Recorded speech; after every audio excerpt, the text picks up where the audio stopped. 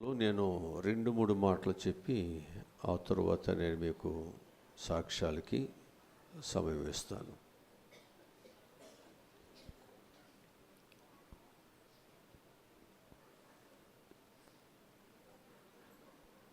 ఎందుకు మనము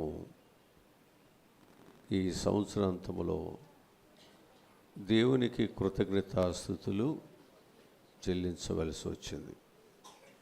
ఎందుకు చెల్లించాలి? ఒకటి, ఆయన మనలను పుట్టించినందుకు మనం కృతజ్ఞతాస్తుతులు చెల్లించాలి. హల్లెలూయా, హల్లెలూయా.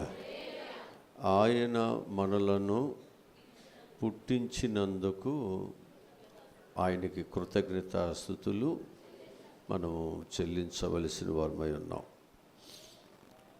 100వ కీర్తనలో 4వ వాక్యాన్ని చదువుకుందాం.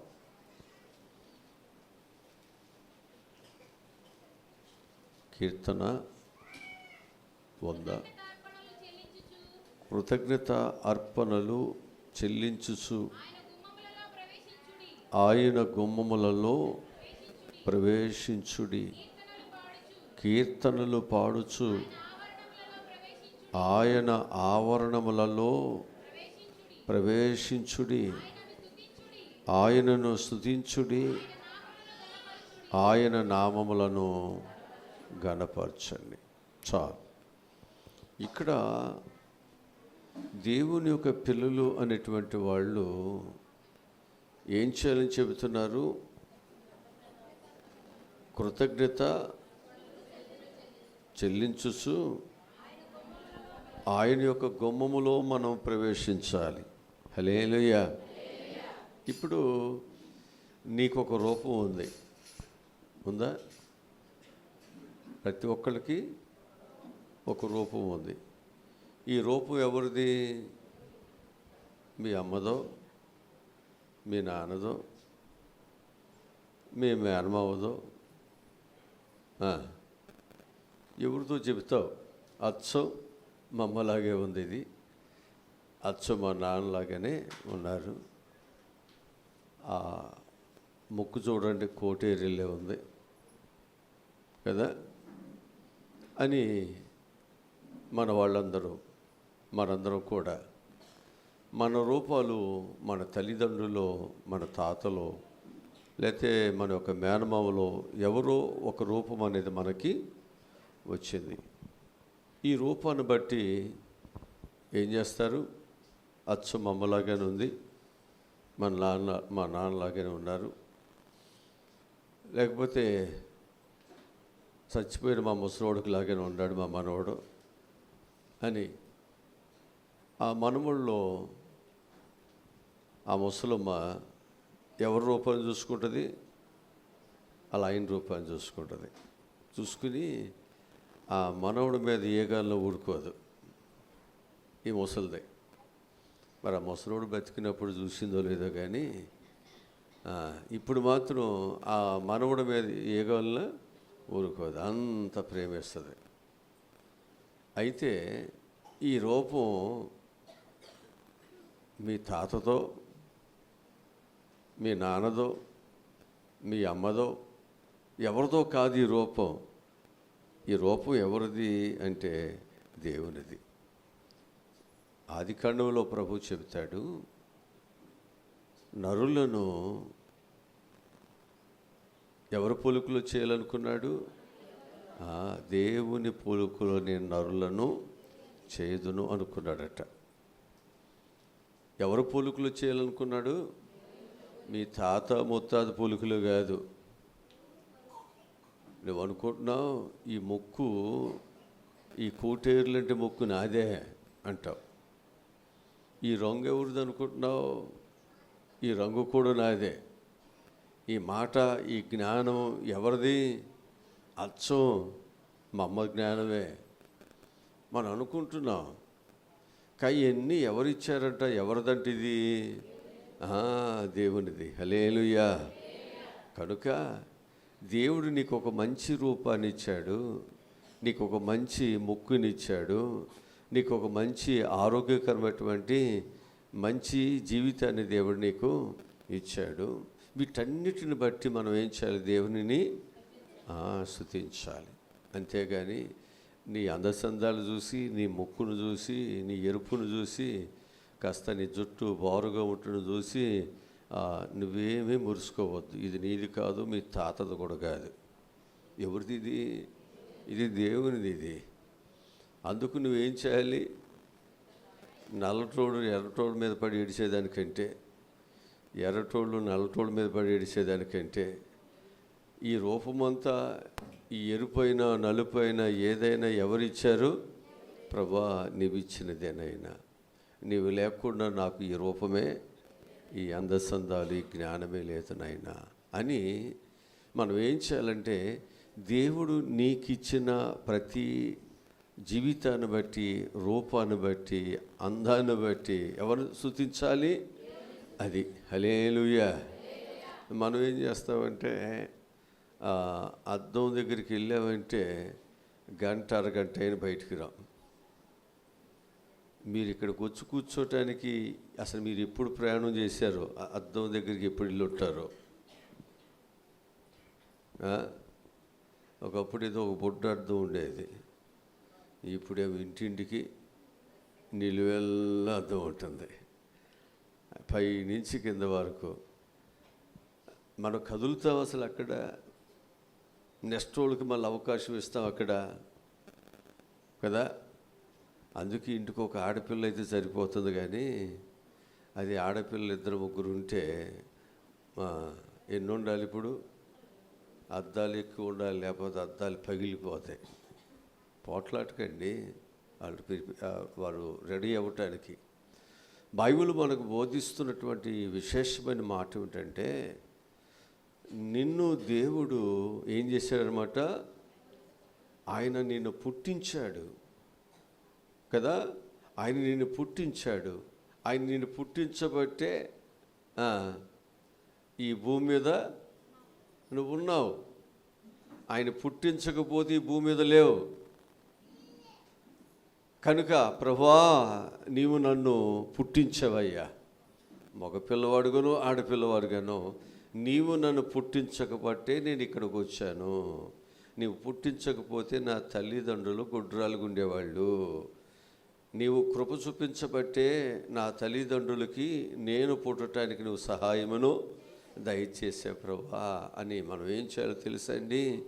దేవుడు చేసిన ఉపకారములను బట్టి దేవుణ్ణి స్తుతించుదాం. హల్లెలూయా, హల్లెలూయా. మరి ఇప్పుడు ఎవరు దేవుని స్తుతించకుండా ఉంటున్నారో వారందరూ కూడా దేవుని స్తుతించాలి. నీకు చేసిన ఉపకారం ఏంటి అంటే, నీకు చక్కని అందమైన కళ్ళు ఇచ్చాడు, అందమైన ముక్కు ఇచ్చాడు కదా. ఆరోగ్యకరమైనటువంటి చక్కని దేహాన్ని దేవుడు ఇచ్చాడు. అన్నిటికంటే ముఖ్యముగా విలువైనటువంటి హృదయం ఇచ్చాడు, విలువైనటువంటి కిడ్నీలు ఇచ్చాడు, విలువైనటువంటి బ్రెయిన్ ఇచ్చాడు. ఇంకా కొన్ని మైళ్ళు దూరము ప్రవహించేటువంటి నరాలు ఇచ్చాడు. నీలో ఉన్నటువంటి ఈ నరాలన్నీ ఒకదాని వెంట పెడితే ఇవి కొన్ని మైళ్ళు దూరము ఇది వ్యాప్తి చెందుతాయి. అలాంటి ప్రతి చిన్న మనం వాటర్ వెళ్ళేటువంటి పైప్ లైనింగ్ చూస్తే ఎప్పుడు ఏదో ఒక రిపేర్ వస్తూనే ఉంటుంది. అవునా? నువ్వు ఎంత విలువైనటువంటి బైకులు కొన్నా, కార్లు కొన్నా ఎప్పుడు ఏదో ఒక రిపేరు. దేవుడు నిన్ను ఇంతవరకు చక్కగా ఆయన ఆదరిస్తూనే ఉన్నాడు. నీ పైపు లైనింగ్ చాలా బాగుంది. పైపు లైనింగ్ ఏదైనా ఇబ్బంది అయిందంటే ఏమవుద్ది? బ్లడ్ సర్క్యులేషన్ వెళ్ళక ఎక్కడైతే అక్కడ బ్లాక్ అవుతుందో ఆ ప్రాంతం అంతా ఇబ్బంది అవుతుంది. ఆ పై భాగం అంతా బలహీనం అయిపోతుంది. లేకపోతే ఆ పైనుంచి బ్లడ్ వస్తుంది కాబట్టి కింద భాగం అంతా బ్లాక్ అయిపోతుంది. జాగ్రత్త. దేవుని మహాదయ, ఉచితమైన దేవుని కృప మన మీద ఉంది. అందుకే చిన్ని చిన్ని నరాలు కదా, అది కంటికి కూడా కనిపించిన నరాలు కూడా నీకు పనిచేస్తున్నాయి. అందుకే ఈరోజు ఈ 2025 డిసెంబరు 31వ తారీఖు వరకు బ్రతికున్నావు. ఏది లేకపోయినా నువ్వు బ్రతికేవారివి కాదు, దేవుని కృప. అంతేనా? ఎవరు కాపాడుతున్నారు? దేవుడే నిన్ను కాపాడుతున్నాడు. అందుకంటాడు, నీ దేహమునకు నీ ఆరోగ్యమునకు దేవుడు ఏమై ఉన్నాడు? ఒక అధికారి ఉన్నాడు. నీ దేహానికి, నీ ఆరోగ్యానికి, నీ ప్రాణానికి దేవుడు ఏమై ఉన్నాడు? ఒక అధికారి ఉన్నాడు. అందుకే ఆయన ఆ అధికారములు ఏం చేస్తున్నాడు తెలుసండి? నీ యొక్క దేహమును లేకపోతే నీ దేహమును వెలిగిస్తున్నటువంటి నీ ప్రాణాన్ని దేవుడు కాపాడుతున్నాడు. హల్లెలూయా. అందుకు దేవుణ్ణి మనం కృతజ్ఞతాస్తుతులు చెల్లించాలి. రెండవది, ఎందుకు పనికిరాని మనలను దేవుడు ఎన్నుకుంటున్నాడు. మనం పనికొచ్చేవాళ్ళం అనుకుంటున్నావు నువ్వు. మనం ఎందుకు పనికిరాని వారివి. జాగ్రత్త. నేనంటేంటో అని నువ్వు అనుకుంటావు తప్ప నువ్వంటి ఏమీ లేదు. వాక్యం చెబుతుంది, మనుషుడు ఎందుకు పనికిరానటువంటి స్థితిలోనికి మనుషుడు దిగజారిపోయాడు. దేవుడు ఒక మనిషిని ఒక అధికారిగా, ఒక గొప్పవానిగా, ఒక పరిపాలకుడుగా, ఒక ఉన్నతమైన వానిగా దేవుడు మనుషుని చేశాడు.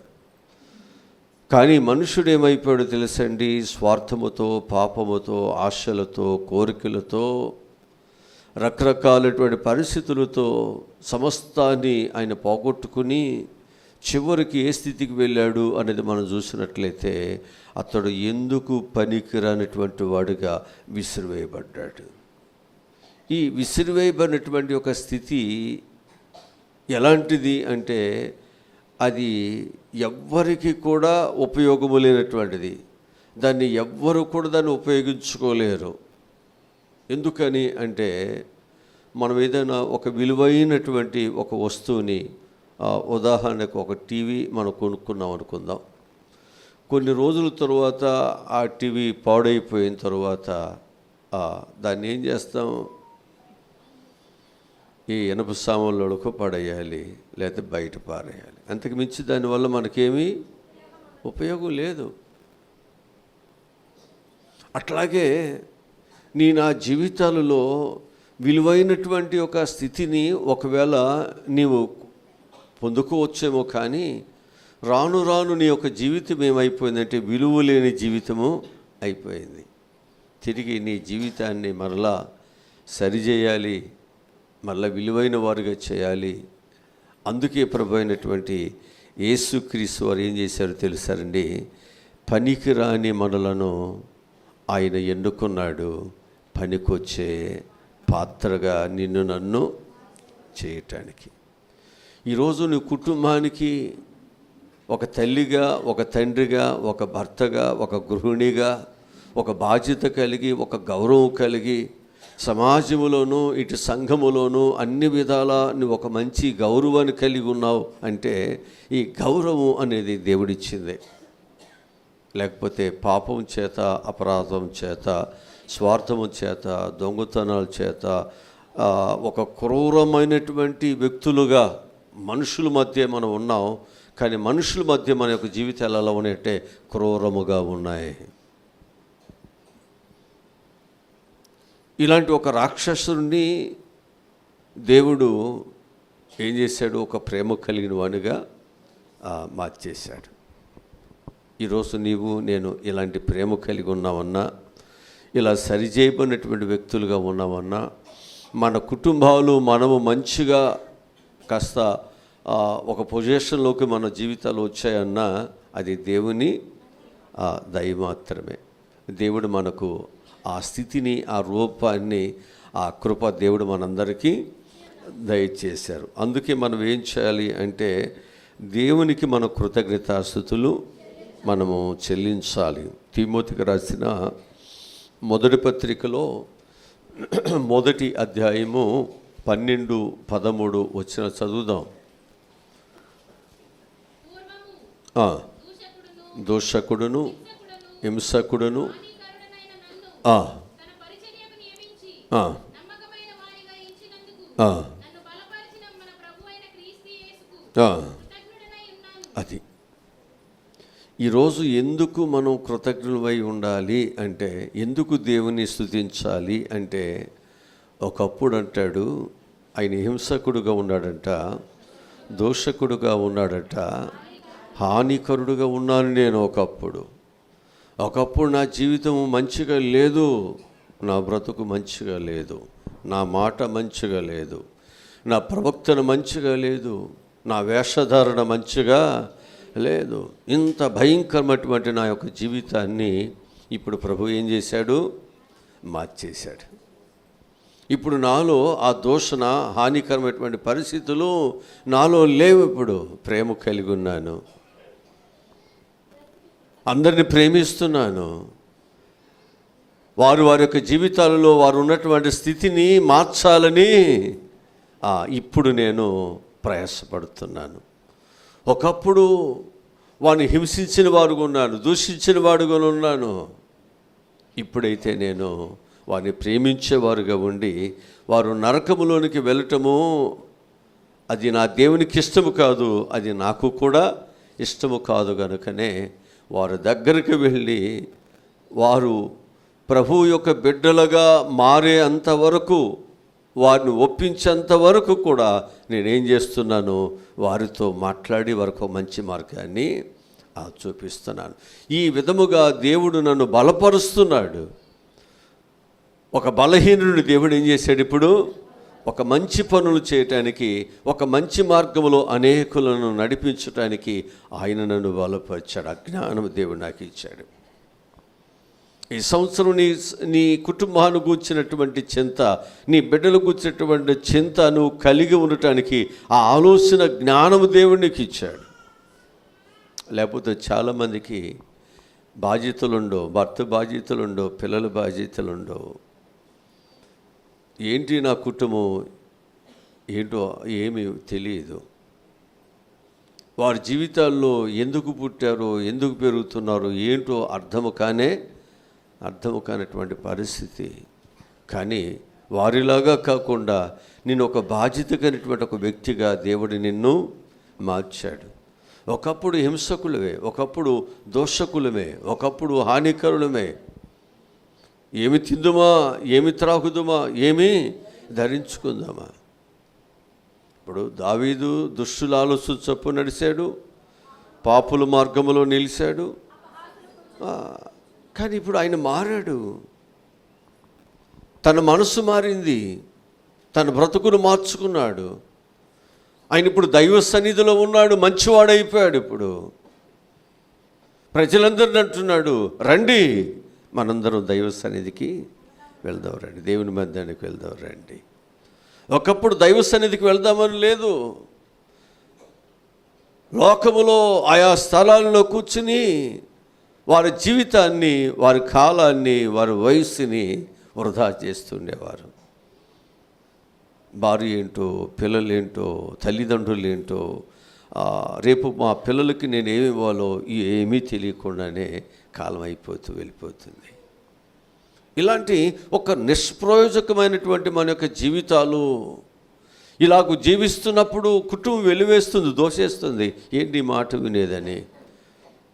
భార్య భర్తను త్రోసేస్తుంది, భర్త భార్యను త్రోసేస్తున్నారు, పిల్లలు తల్లిదండ్రులు త్రోసేస్తున్నారు. దానిని వెలివేయబడినటువంటి స్థితి, లేక త్రోసివేయబడిన స్థితి.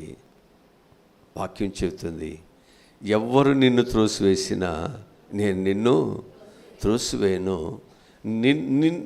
నీవు కానీ దేవుని దగ్గరకు వస్తే ఖచ్చితంగా దేవుడు నిన్ను బాగు చేస్తాడు. సమాజానికి ఉపయోగకరమైన వ్యక్తిగా దేవుడు మనలను ఖచ్చితంగా మారుస్తాడు. అందుకే దేవుడు ఒక మెకానిజమును చేయగలిగేవాడుగా, మన జీవితాలను సరిచేయగలిగిన వాడుగా ఆయన పరలోకముల నుండి భూలోకానికి దిగి వచ్చాడు. ఆయనకు అప్పగించుకున్న ఏ వస్తువైనా ఖచ్చితంగా రిపేర్ అవుతుంది, అది మరలా తిరిగి వాడబడుతుంది. అది ఎంత చక్కగా వాడబడుతుంది అంటే అది అనేకులకు ఆశీర్వాదకరముగా, అది ఉపయోగకరముగా వాడబడుతుంది. హల్లెలూయా. మీరు మారనుకున్నాను, ఇది మారదనుకున్నాను, లేక వీడు మారనుకున్నాను. ఏంటి అద్భుతం! దేవుడే అతని హృదయాన్ని, ఆమె హృదయాన్ని దేవుడే మార్చాడు. ఎన్నో సంవత్సరాలుగా కార్చిన కన్నీరు, ప్రార్థన ఫలిస్తుంది అంటారు కదా. రక్తమునే పెట్రోలుగా చేసి రిక్షా వాళ్ళు ఏం చేస్తారట, రిక్షాను తొక్కుతూ ఉంటారంట. సంఘం ఏం చేయాలి? కన్నీటినే రక్తముగా మార్చాలి. యేసయ్య ఎదగ చేసింది కన్నీటినే రక్తముగా మార్చి ఆయన ప్రార్థన చేశాడు. ఆయన కష్టము ఏమైంది? అనేక కుటుంబాలను కట్టగలిగింది. హల్లెలూయా. సంఘము ఎప్పుడైతే విశ్వాసముతో, కన్నీటితో రక్తముగా మార్చి ప్రార్థిస్తావో, నీ భర్తను, చరిత్రనే మారుస్తావు, పరిస్థితులే మారుస్తావు.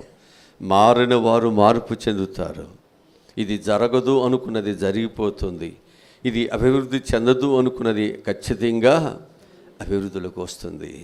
అందుకే ఈ సంవత్సరం నీ యొక్క జీవితంలో నీ ప్రార్థనలను, నీ జీవితాన్ని, పనికిరాని నీ జీవితాన్ని పనికొచ్చేటట్లుగా చేసిన దేవునికి కృతజ్ఞతాస్తుతులు చెల్లించాలి. నిన్ను బట్టి దేవుని స్తుతించాలి. నీ భర్తను బట్టి, నీ పిల్లలను బట్టి దేవునికి కృతజ్ఞతాస్తుతులు చెల్లించాలి. పనికిరాని కుటుంబము ఈరోజు పనికొచ్చే కుటుంబంగా మారిపోయింది. హల్లెలూయా. ఇక మూడవదిగా మనం చూస్తున్నట్లయితే, మనలను సజీవులుగా ఈ భూమి మీద నిలువబెట్టిన దేవునికి కృతజ్ఞతాస్తుతులు మనం చెల్లించాలి. యెషయా గ్రంథము 38వ అధ్యాయము 19వ వాక్యాన్ని చదువుదాం. సజీవులు సజీవులే కదా నిన్ను స్తుతించెదరు. ఈ దినమున నేను సజీవుడనై నిన్ను నేను. హల్లెలూయా. ఈరోజు నేను నిన్ను స్తుతిస్తున్నాను అంటే సజీవులే కదా నిన్ను స్తుతించారు. అంటే మనల్ని దేవుడు ఎలా ఉంచాడు? సజీవులుగా ఉంచాడు. కాబట్టి మనం ఇంటి దగ్గర ఏం చేసాం?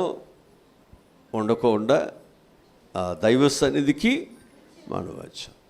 ఇక దైవ సన్నిధులు మనం ఏం చేస్తున్నాం? సజీవుడైన దేవునిని మనం ఆరాధన చేస్తున్నాం.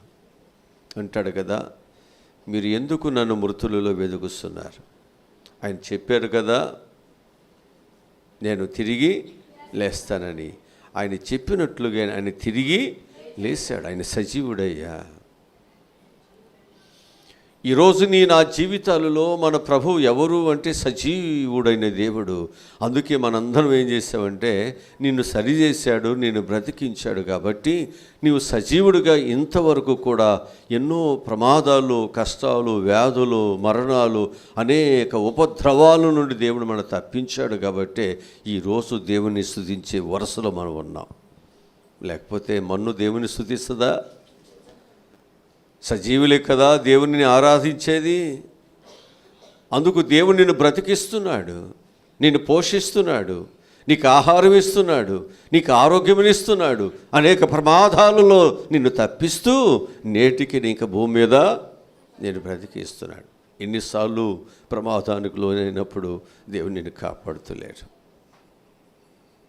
ఎంతమంది చిటుకులో కదా అట్లాడుతూ మాయమైపోతున్నారు, ప్రయాణాలు చేస్తూ మాయమైపోతున్నారు, ఇంట్లో పండుకుని మరలా తిరిగి లేవలేని స్థితిలో ఉన్నారు. ఈరోజు దేవుడు నిన్ను బ్రతికించారు అంటే ఏదో నీ జిమ్ బాడీ కాదండి. నేను తీసుకునేటువంటి ప్రోటీన్స్, మంచి ఫుడ్ ఉందే, అది కాదండి. దేవుని కృప. హల్లెలూయా. నీ కృప నాకు చాలును, నీ కృప లేనిదే నే బ్రతుకలేను.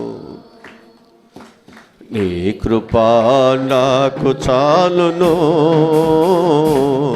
నీ కృప లేనిదనే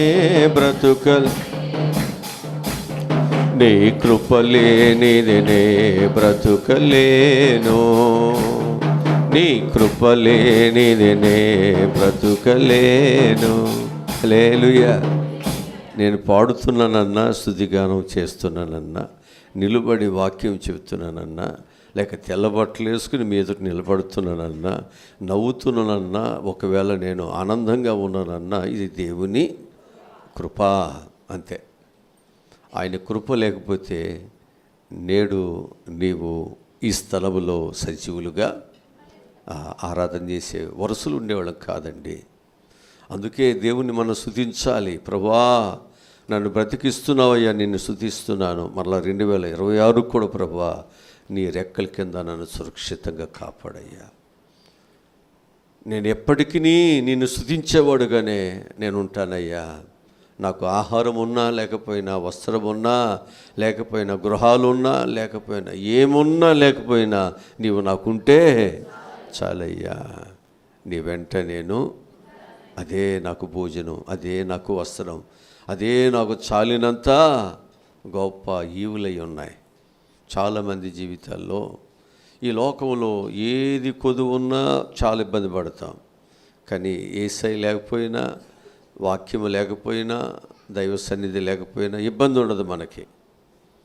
అవేమి ఇబ్బందులు అనిపించవు. కానీ ఇంట్లో ఏ సౌకర్యం లేకపోయినా, ఏది లేకపోయినా చాలా. ఈరోజు ప్రియ దేవుని బిడ్డలారా, అవేమీ లేకపోయినా నా యేసయ్య నాకుంటే చాలు అనేటువంటి మంచి మనసుతో మనము ఈ 2026 సంవత్సరం ముగించుదాం. ఆ దేవుడే నీ జీవితానికి చాలిన వాడుకోండి. నీకేం కావాలో దేవుడు సహాయమును దేవుడు దయచేస్తారు. ఆ తరువాత తినుటకు ఆహారమును, ధరించుటకు వస్త్రమును ఇచ్చిన దేవుణ్ణి మనం ఏం చేయాలి? మనం చక్కగా గొబ్బలాడించుకుంటూ 3 పూట్ల రొట్టెలు వేసుకుంటూ తింటున్నాం. మన గొబ్బలు ఎంతెంతలా ఉన్నాయి ఉన్నాయి. ఎక్కడి ఎంత దేవుని కృప లేనిదే మనం వండుకున్న భోజనం మన నోట్లోకి వెళ్ళదండి. దేవుని కృప లేనిదే మన ఒంటి మీద వస్త్రం కూడా ఉండదు. ఈరోజు మనం ఇంత చక్కగా మంచిగా కదా, క్రిస్మస్ రోజున ఒక స్టార్ లాగా ఉండారు, కొత్త సంవత్సరం ఇంకొక స్టార్ లాగా ఉండారు. ఎక్కడి నుంచి వచ్చారు ఈ స్టార్లు అంటే వీళ్ళేనండి, ఎప్పుడు వచ్చేవాళ్ళే. కానీ ఇవాళ రూపాలు, ఇవాళ వస్త్రధారణ, ఇవాళ ఉన్నటువంటి పరిస్థితి వేరుగా ఉంది. అందుకే మనకు వాక్యం చెప్తున్న మాట, ద్వితీయోపదేశకాండము 8వ అధ్యాయము 10వ వచనం చదువుదాం. త్వరగా తీయాలి. ద్వితీయోపదేశకాండము 8వ అధ్యాయము 10వ వచనం. నీవు తిని తృప్తి పొంది, హల్లెలూయా, నువ్వు తిని, మనం తిని బాగానే తృప్తి చెందుతాం. దేవుని దగ్గరకు వచ్చేసరికి అసలు మనకు ఏమి కృతజ్ఞతాస్తుతి మనకు ఉండదు. ఎంతవరకు ఈ పూట తిన్నది మళ్ళీ రేపుడుకు 4-5 రోజులు దాచుకుంటే పోద్ది. అంటే మన జీవితాల్లో మనం ఎలా ఉన్నాము అంటే, మనము మన కడుపుని, లేకపోతే మన భోజనాన్ని, లేక మన స్థితిని మనం చూసుకుంటున్నాం, మన పరిస్థితులే మనం చూసుకుంటున్నాం తప్ప ఈ భోజనం ఇచ్చిన దేవునిని ఒక్క పూట కూడా మనం జ్ఞాపకము వేసుకోవట్లా. తింటున్నాం, చక్కగా గురకబెట్టి నిద్రపోతున్నాం, మళ్ళా తింటున్నాం, మళ్ళా ఇంకా ఖాళీగా ఉంటే 3వ పూట కూడా తినేస్తున్నాం. ఈ 3వ పూట తినేవాళ్ళు ఏమంటారంటే, మధ్యాహ్నం 2ంటికి భోజనం చేసేటప్పుడు అంటారు, అయ్యా పొద్దున్నుంచి అన్నం తినలేదయ్యా అంటారు. ఆల్రెడీ వీళ్ళు 8-9ంటికి తినేస్తారు. అది ఏంటమ్మా అంటే, అయ్యా అది టిఫిన్ భోజనం, అదే భోజనం. మీరు టిఫిన్ తింటారు కాబట్టి మేము టిఫిన్ చేసుకోం కాబట్టి మేము టిఫిన్ భోజనం. కనుక చాలామంది ఇదే పదాలు విన్నా నేను. ఆల్రెడీ మా పాస్టర్ గారిలో కూడా విన్నా. మనమేమో 2 ఇడ్లీయో ఏదో తింటాం, వాళ్ళు ప్లేట్ నిండా తినేస్తారు. 3 దాకా 2 దాకా ఉంటాడు. ఆ 2 3 మనకేమో 2 ఇడ్లీలకు ఆకలేస్తుంటే నాకు ఆకలేస్తుంది, అన్నం తినలేదంటాడు.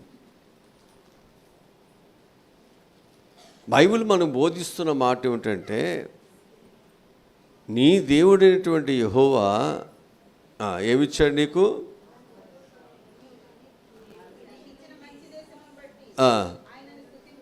నువ్వు అక్కడ చక్కగా నీకు భోజనం ఇచ్చాడు కదా, నీకు ఇల్లు ఇచ్చాడు కదా, నువ్వు నాటని మొక్కలు ఇచ్చాడు కదా, అక్కడ మంచి స్థితి ఇచ్చాడు నీకు. ఇప్పుడు నువ్వు ఎంతవరకు ఈ మంచి స్థితిని బట్టి నువ్వు తినటానికి, త్రాగటానికి, దాచుకోవటానికి, సుఖించడానికి, నా ఎంతటి వాడు నేను సంపాదించినంత లేదన్నట్లుగా మనం ఉండటానికి మనం ఉంటున్నావు, కానీ దేవునిని స్తుతించలేకపోతాం. అది కూడా తప్పేనంట. అది కూడా తప్పే. నీ జీవితంలో ఏమీ లేని నీ జీవితంలో ఈరోజు నీకు ఈ స్థితి నాకు ఇచ్చాడు. ఏమి ఇచ్చాడు? ఆమె 2 బిల్డింగులు కట్టింది, నాకు రేకులు చెడ్డాగా. ఆ వంక చూస్తుంటే నాకు ఒళ్ళు మండిపోతుంది. నేను ఎంత ప్రార్థన చేస్తాను కడుపు కట్టుకుని, నాకేమో రేకుల షెడ్డు, ఆమెకేమో 2 స్టేర్లు బిల్డింగు అని. మనం ఏమైపోతామంటే దేవుడు చేసిన ఉపకారాన్ని మర్చిపోయి ఆ 2 అంతస్తుల ఆమెకు చూసి ప్రేమ కలిగిన యేసయ్యని మర్చిపోతున్నాం. ఇది విడిచిపెట్టండి. అది విడిచిపెడితేనే ప్రభువుని మనం స్తుతించగలుగుతాం.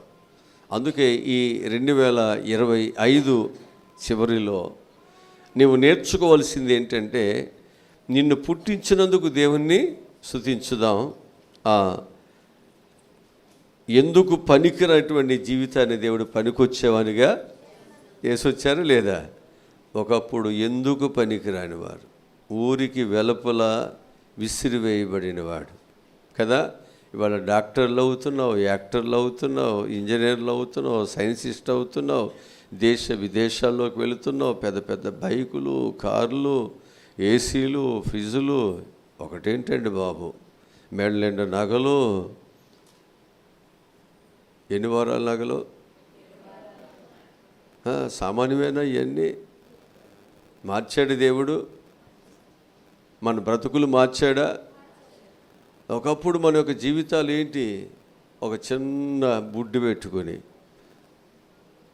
ఆ బుడ్డి ఎప్పుడు ఆరిపోద్ది అన్నట్టుగా దాని చుట్టూ కూర్చుని అక్కడ భోజనం చేసే మనకి ఎక్కడ చూసిన లైట్లే. అవునా కదా? ఎంతగా దేవుడు కృప చూపించాడు కదా. మరి ఆ దేవునిని మనం ఏం చేయాలి? స్తుతించాలి కదా. ఏమిచ్చి నీ రుణాన్ని నేను చెల్లించగలనయ్యా, నీ రుణాన్ని నేను తీర్చగలను. ఇంత మంచి భోజనం, ఒకప్పుడు గంజి నూకలన్నో, అది కూడా లేక పచ్చడి మెతుకులతో. అవునా కదా? లేదు, మీరు కాదులేండి, మీరు బాగా తిన్నారు. మీ తాతల దగ్గర నుంచి బోళ్ళు ఎకరాల పొలాలు ఉండే మీకు. మన జీవితాలు, మన బ్రతుకులు ఈరోజు ఉన్న పొజిషన్ చూస్తే ఆశ్చర్యం కాదు. ఇది దేవుని కృప అండి. ఇది నేను మాత్రం అదే భావిస్తాను. నేను ఇప్పుడు కూడా అదే భావిస్తాను. ఇది దేవుని కృప.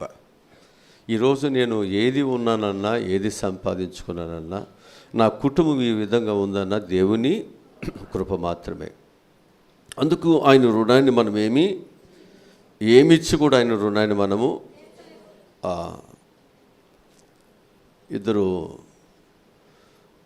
వ్యక్తులంటే ఒక దైవజనుడిని చూడటానికి వెళుతున్నారంటే ఒక ప్రాంతానికి వెళుతున్నటువంటి ఆ ప్రాంతంలో ఒక రైతు పొలాన్ని దున్నుతూ ఉన్నాడట. ఆ దున్నుతున్నప్పుడు కొడుకేమో నాగలి పట్టుకున్నాడంట, తండ్రి ఏమో ఆ కాడిని భుజం మీద వేసుకుని లాగుతున్నాడట. వీళ్ళు అనుకుంటున్నారంట, పాపం వాళ్ళు పేదవాళ్ళు కావాలు, కనీసం వాళ్ళకి ఎడ్లు కూడా లేవు కావాలు, అందుకే వీళ్ళు పేదవాళ్ళు కాబట్టి వీళ్ళకి ఇన్ని కష్టాలు ఉన్నాయి అని చెప్పేసి వీళ్ళు అనుకుంటూ ఉన్నారట. ఈలోపు ఒక ఆయన కనిపించారంట.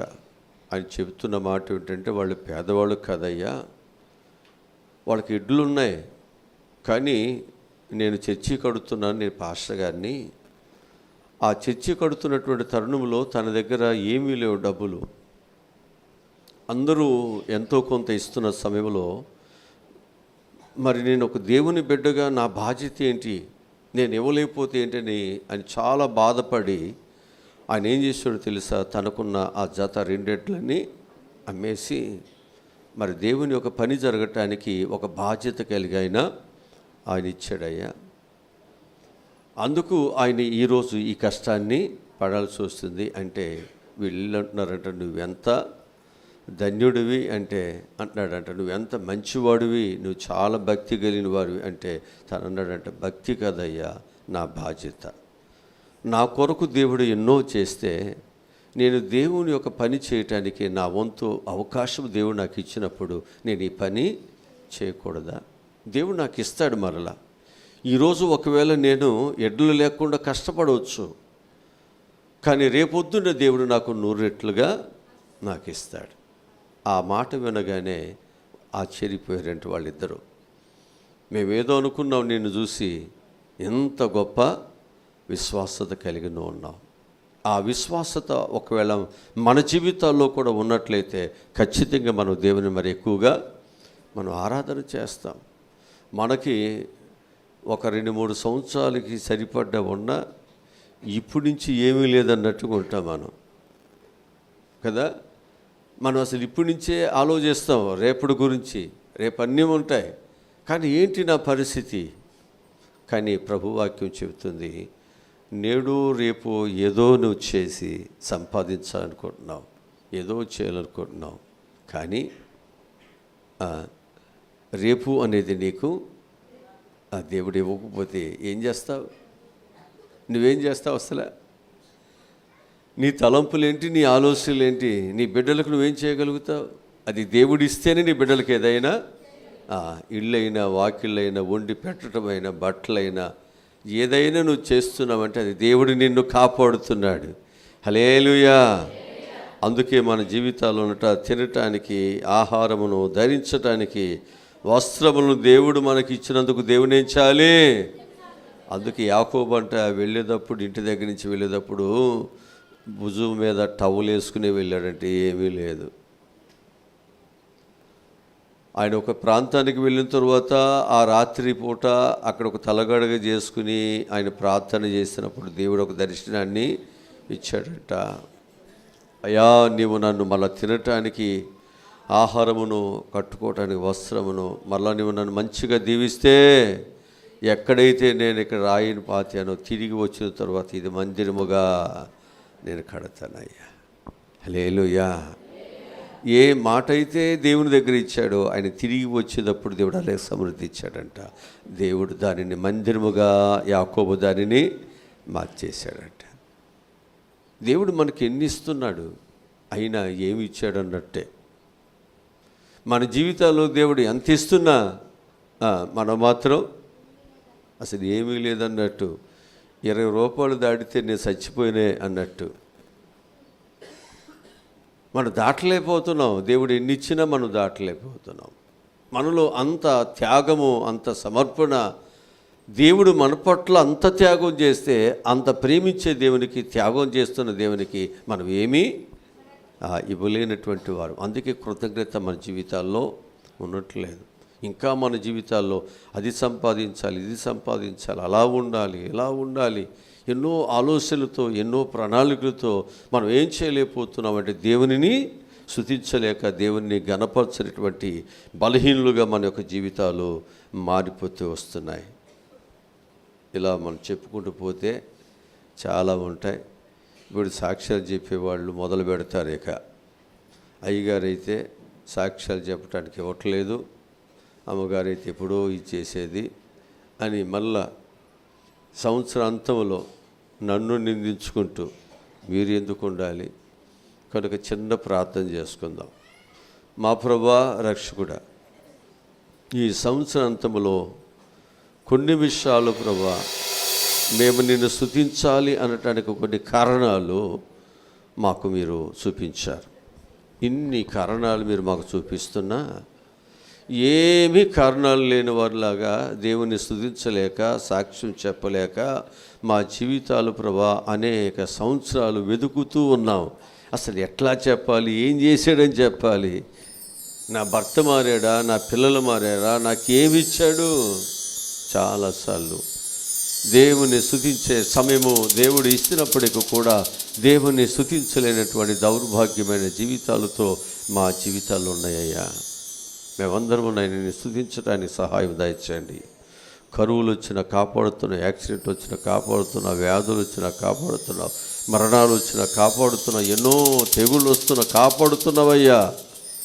ఇశ్రాయేలును కాపాడువాడు కొనుకొడు నిద్రపోడని అయ్యా, మాకు పెద్ద అప్పులు మా ముందు ఉన్నప్పటికీ కూడా ఆ సమయానికి ఏమి కావాలో ఆ సమయానికి సమకూరుస్తున్నావు. ఒక మార్గాన్ని చూపించిన ఆయన దరికి చేరుస్తున్నావు. ఇంకా ప్రభా, మేము నిన్ను స్తుతించలేని బలహీనమైపోతున్నాం. ఖచ్చితంగా ప్రభా, మేము నిన్ను స్తుతించే బిడ్డలుగా 2026 గొప్ప మార్పుతో, గొప్ప ఆనందముతో ప్రభా, మేము 2026లో నీ ఎదుట మేము ఉంటా సహాయం దయచేయండి. కాగా ఎవరైనాను క్రీస్తు యేసునందు నేనులా పాతవి గతించును, సమస్తము క్రొత్త సంవత్సరం నూతనముగా మార్చబడ్డ సహాయములను దయచేయండి. యేసు నామములో ఈ మనవులు ప్రార్థనలు అడిగి పొందుకుని ఉన్నాము తండ్రి. ఆమేన్.